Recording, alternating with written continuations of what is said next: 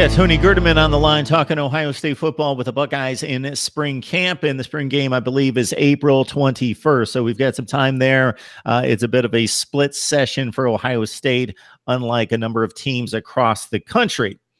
Looking at the 2019 class, I know that in previous years, Urban Meyer's gotten off to a bit of a slow start. And then, of course, during that middle portion of the recruiting session has really made his hay and has had few controversies or cliffhangers at the end. He's pretty much had the class in a good position there towards signing day. And of course, things turned out great in 2018. As we look ahead to 2019, a couple of players committed. I know one is the offensive tackle out of Mentor, who's not extremely highly rated, but there's some thought there that based on his frame and the tremendous junior season he had, that he could really raise his stock in the next season as a senior there in Mentor. So what do we have early in the 2019 class? Yeah, right now it's just two offensive linemen committed. Ryan Jacoby, who you mentioned, who's about 6'5", 270 listed, but he's got a good frame. He's got the mentality that they like. He's mean, on the offensive line.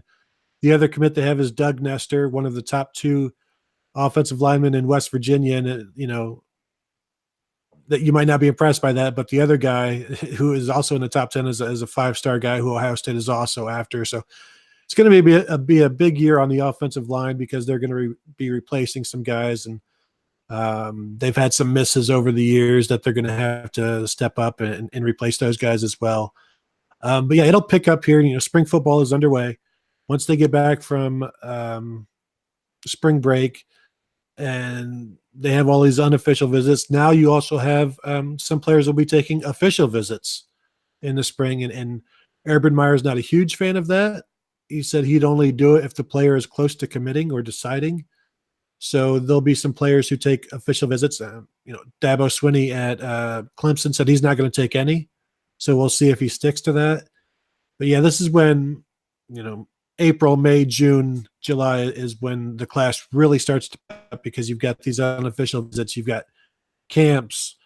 And then in late July is Friday Night Lights, which is their big elite camp for, inside the stadium. What they bring the fans out and they try to secure a couple of commits that way as well. To put in perspective, Urban Meyer going to some unusual regions to snatch a high school football player. He, of course, did that this past recruiting session out of Idaho, and then he goes to Rhode Island as well. If you go to any of the major services and look at the recruiting rankings, and you go to Texas, California, Florida, they comprise like 40% of the 4 and 5 stars, and you're going to see hundreds of players there. And then if you also look at the grade and go maybe next level, Ohio, Georgia, Pennsylvania, of course, there's going to be scads and scads of players, but there's going to be about 15 4 and 5 stars. Then if you keep doing that and you go to places like a Rhode Island, or there are sometimes, and these rankings go into the 2-star level, there may be one player in the entire state that rates as a 2-star. Maybe 5, maybe 4 in Connecticut and places like that. There's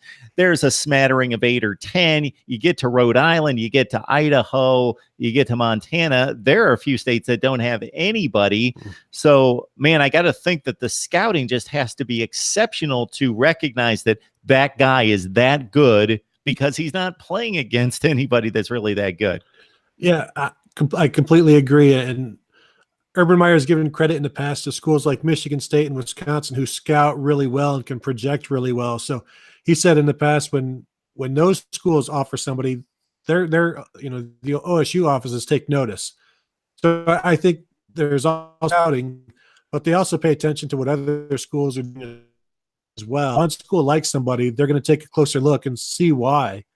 And so they might not be able to see everybody maybe on first glance, but when other schools are seeing something, then they're going to take a look too, and then they use those scouting skills to see if they're seeing the same thing. So, yeah, they've got all kinds of DVDs of players, and last year, 2 years ago, trying to find a receiver at the end of the class, and they're going through all sorts of DVDs of players, down into the 500-600s, and they finally find somebody out of 10 to 6'5", 200 pounds, runs a 4, but they bring him in and see what happens. He redshirted last year, Elijah Gardner. We'll see what happens with him this year and see if that sort of, I don't know, maybe desperation scouting, if that's a term, see how that pays off. But yeah, a lot of critics have said that Urban Meyer recruits off of recruiting rankings, but I think they've shown that they'll go wherever the players are, that's where they're going to go. Now, they also, for him to go to California or whatever, there has to be mutual interest. They're not just going to go. So they'll go wherever as long as there's interest. Tony Gerdeman from the ozone.net. Please join him right there for tremendous coverage on Ohio State football. If you really want exhaustive coverage, you go there. Now, we've got Tony on the hook, and we're going to do this at a future date, but I want you guys out there to be thinking as well. Ohio State football, or whoever your program is of choice. Best win of all time, or at least since you've been a fan, if you want to keep it more current. Or if you want to make a top 3 or top 5, if you're like me and you can't stick to one, you got to make like a list of 25.